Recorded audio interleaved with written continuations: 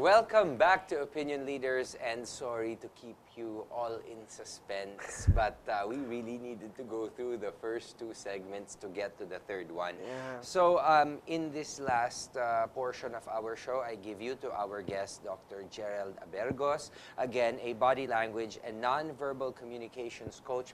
Sir, many people want to know how to vote responsibly, and since we don't really have all of the time, I'm going to stick to the presidentiables, Yes. because yun naman talaga ang pinaka-importante. Paano natin malalaman, limbawa marami sa atin, no, we don't know who to choose, or today we want one candidate, tomorrow we find out a new issue, and then we want to change. But para bang that's all hearsay, ang hirap manghusga based on yung sabi-sabi ng tao. I mean, it's generally unfair. It may not be accurate.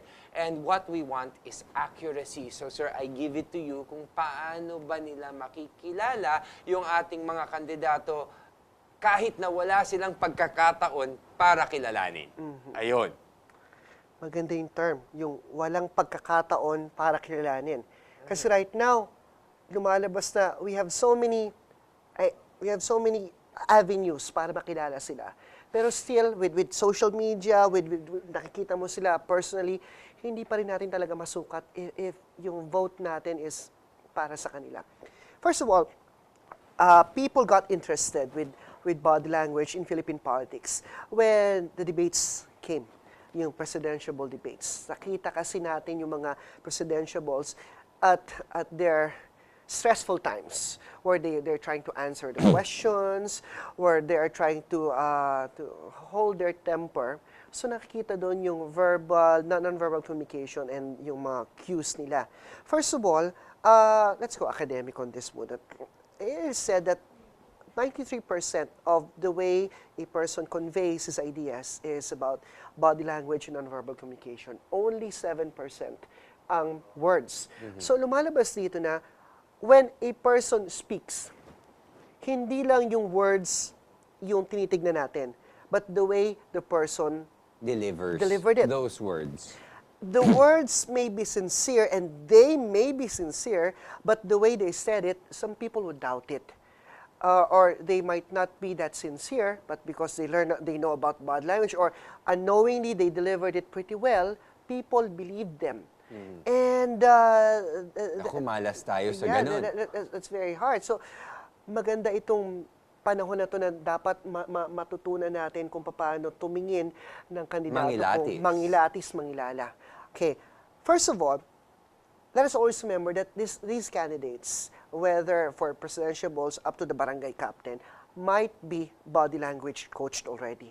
Now, I'm not saying na kapag nag-body language coach sila is nadadaya. No, people deserve that their statesmen are acting the way they should act.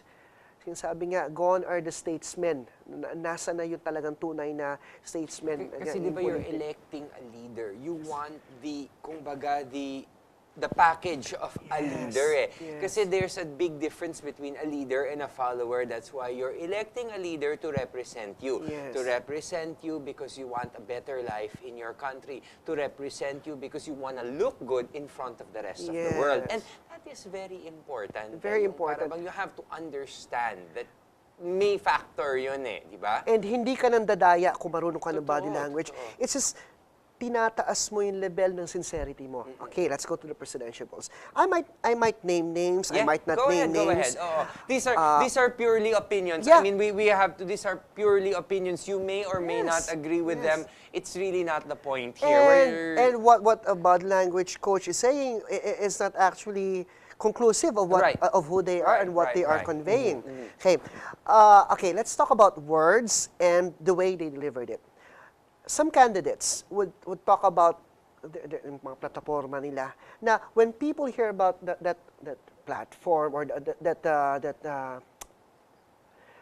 when they hear it, they might say, oh, hindi niya kakayanin yan, hindi po pwede yan. It's not possible. It might be impossible, pero if you said it pretty well, people would feel that it is very possible. Example, well, I'll have one. Vice President Jeju Marbinay is saying that aalisin niya yung tax dun sa mga kumikita ng 30,000 below, no taxes na. Now, for some people, kung papakinggan natin yung words, It sounds good. it really sounds good. Siyempre, Okay yun. because maraming tao sa ating bansa don't even make 30,000. Yes. So pagka sinabi niya yan, alam niya na pagka sinabi niya ito, it affects 87% of this country. True. Tama? The words sound good. Okay yun. Pero paano mo naman gagawin? Yung paano gagawin, nasa kanya yun eh. However, the way he delivered it kasi, doon nakatrigger ng kuro-kuro yung mga tao na hindi niya napasunod agad, napaniwala agad. Because of the way he delivered it. Well, I'm from Makati. I know the mayor and the vice mayor and Makati people believe in him. But however, that's very controversial sa marami. Paano niya magagawa yun? First of all, when you are trying to deliver something that might be impossible, dapat the way you delivered it is not palaban. Dapat the way you delivered it is medyo malumanay. Hindi yung tatanggalin ko ang tax sa mga... that's actually with brute force. If he could have delivered it na... If I may do it as a bad language coach na he might be reading it. Is this the proper way of doing this? I'm not saying it's a proper way, but it's an option. It's an option or it's a non-invasive? Non-invasive. Okay, That will be fine. Kasi unang masakit sa tenga yung 30%. Pero he might pull it off with a good cabinet. When you say tatanggalin kung ganyan, for some people, okay yun. A simple silence before conveying the platform. Like, he's reading that, aking napag-aralan na marami sa mga Pilipino na, it's just like, dahan-dahan na gano'n. Nahihirapan, ganyan. Mahirap mang gawin o hindi. Pero, tatanggalin ko ang buwis. Dahan-dahan ng konti kasi it might be invasive, especially dun sa mga business owners, sa mga ganyan. Una-una kasi yung sinabi niya is too good to be true for some. And when it's too good to be true, it probably is. It probably is. Pero if he has the right cabinet members, have the right plans, which hopefully he has that, kaya niyang i-pull off yun eh.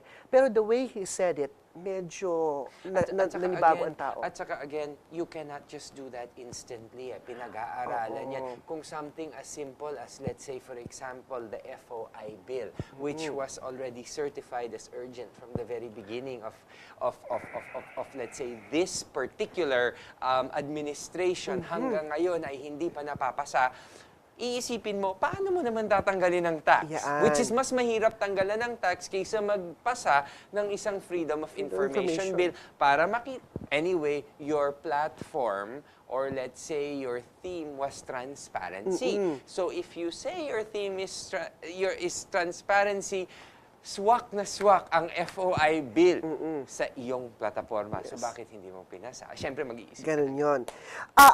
Well, I'm saying that we are not doubting the capabilities of the president. Of course. And I'm happy for that. That happens. Pero the way the people delivered it. Another is, I would like to, para sincere tayo sa tao, this is opinion leaders. Okay? Yes. The way Mayor Duterte said that, give me 3 to 6 months. And I will wipe out all the drug lords in this country. The way he said it was actually good. Because the topic was drugs. You cannot, di ba? You need to be a little bit more forceful with drugs. Forceful with that, but sabing the idea of wiping out the drug lords and everything, that's actually a very invasive and palaban na words. However, the way he said it is not mayabang. The way he said it's almost like casually na, just give me 3 to 6 months. It's at, give me 3 to 6 months. Iba yun. I can do that. And tao, yay! Magwawala yung mga tao. But the more educated people will doubt. Yeah. When he said it, like, give me 3 to 6 months. I can do it. Then everybody was not against that. Okay. for Marojas, yung tuwid na daan and everything, is sa kanya kasi dekahon na because there's already Parang may script, may speech, may Okay. prepared something. ang nakakalungkot doon kasi is well, sa totoo naman talaga, yung kandidatura niya is actually led. Kasi yung ngayon, He's riding on the platform of an Yes. already existing, existing system. na. Ang problema with him, sa mata ng maraming tao, is that wala, ano lang yan, same banana yan, parehas din yan ang mangyayari sa atin. If Yes. palpak yung nangyayari sa atin yun, for some people, if palpak, they Siyempre, might see... matutuloy yung kapalpakan. I mean, yun ang iniisip ng They tao. might think, Oo. yun ang nakakalungkot eh. Oo. Na baka naman hindi, baka naman he could do something good. But the way he delivered the speeches, medyo nakikita kasi ng tao, Walang ba't kulang ng, there might be substance, there might be, pero parang kulang ng conviction sa kanya, parang Well, hindi which- galing sa kanya ang dating. And which, for a leader, we need that conviction Yes. more than anything else. More than, di ba minsan, when you're assuring somebody. Yes. When you're assuring somebody, hindi na importante yun, magaganda mong salita eh. May mga iba, hawakan ka lang sa kamay or ipat ka lang sa shoulder. Assurance. Alam na nila na this person will not leave me or this person will stand by me Yes. without having to say all of these beautiful colorful words na Yes. hindi naman kailangan. It's just body language. It's something that conveys, I will take care of you without having to say, I will take care of you. That's it. Tama? That's it. That is it. Yun, that is what we're trying to convey. And of course, yung ano rin, no, yung mga, syempre, yung mga losing of the tempers, these are also signs of insincerity because you're cracking under pressure. I mean, sa totoo lang, you can have a lot of problems. But what people want from their leaders is no matter how many millions of problems you have, you're not supposed to crack because you're going to take on the problems of this whole nation. You're supposed to be tough. You're supposed to be tough, you're supposed to be cool because if you lose your temper, hindi ka na nga makakapag-isip ng rationally dahil sa mere na galit na yan, irrational ka na eh. Yun yung sinasabi ko kanina na, you might be body language coach, but when times, the stressful times, lumalabas yung tunay na ikaw eh. Doon natin hindi, yun ang hindi kaya masagot ng coaching ng body language. However, if you know body language and you have learned, if you have been coached on your body language, it heightens kung sino ka, kung ano yung maganda mo, kung ano yung magaling mo. We're always best foot forward. Knowing body language, learning body language, hindi siya pandaraya. Pinapakita mo kung ano yung pwede mong gawin because you're a statesman and you would make them feel that they deserve your votes. And it's just like also when hindi ka na kailangan lumayo, no? Kung alimbawa ikaw ay isang lalaki na nanliligaw sa babae, yung period ng panliligaw na yun, syempre you're going Best to foot put your forward. best foot forward. Kung hindi mo naman kayang ipagpatuloy sa habang buhay, huwag mo na lang gawin because you're going to be very insincere. Na pagka nasagot mo na, napasagot mo na, tapos bigla na lang, iiba ka na, magiging cold ka na, hindi ka na sweet. Syempre sasabihin ng babae, ano ba to? Hindi naman ito yung tao ang sinagot ko, di ba? Syempre ibang tao na ito. Doon nagkakaroon ng problema. Yes.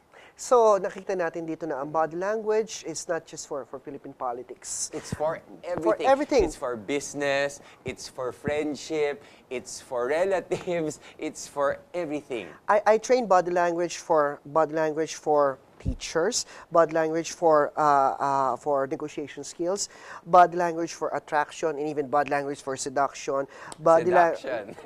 body language for so many facets of body language, and I professionally train people with that. So, sir, sa ngayon, no, since para bang we're about to close, any final messages to our televiewers on what they can do to vote responsibly or even yung para bang sa pang-araw-araw na paggagawa? Because, syempre, once you learn this, it's very hard to unlearn, di ba? So, yun. And where can they get in touch with you? Okay. Ang nakita natin kasi ngayon is yung time ng elections na we would like to know sincerely, kasi gusto natin sincere yung pagboto natin, yung deserving ng votes natin. Let us always remember that words are just words. Words are cheap, sabi nga nila. Words are cheap.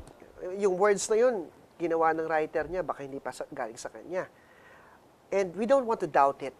May writer man o hindi, these people have their advisors and they follow the advice, and it's actually good. However, kung titignan natin, dapat yung salita ng tao, dapat congruent dun sa kilos nila. Dapat yung kung sincere sila, makikita natin, mapag-aaralan natin yung bodily cues, the way they move, kung sincere sila. Sana, we may not have body language lessons or coaching right now, pero deep inside, mararamdaman mo yun eh. Huwag ka lang pipikit habang nagsasalita sila. Every kilos na maliit, titignan natin. Every kilos nila na wala sila sa public, yung mga videos, mga photos, titignan natin, makikilala natin yung tao na deserving sa ating votes. And katulad ng pinag-uusapan namin ni Dr. Gerald kanina, no, na para bang you may not know, this was off-cam, you may not know the right person, but at least if you eliminate the wrong person by their bad body language, at least process of elimination tayo. It's still better than being in the dark. So thank you, Dr. Gerald S. Abergos, sociologist, body language, and non-verbal communications coach. For people who would like to learn about body language, for celebrities, for students, for teachers, for anybody, I can be available for you. Just Google my name, Gerald Abergos.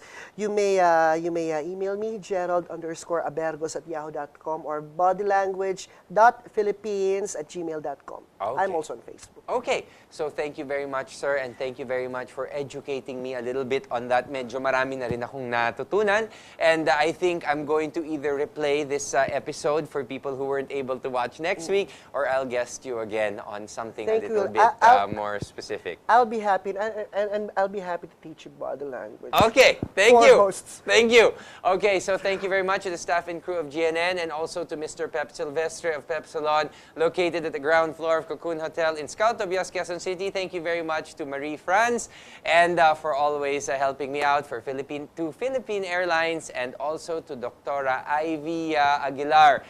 Thank you very much, and I guess that's it for now. And until next week, let's vote responsibly. Good night, guys. Sir, thank you very much.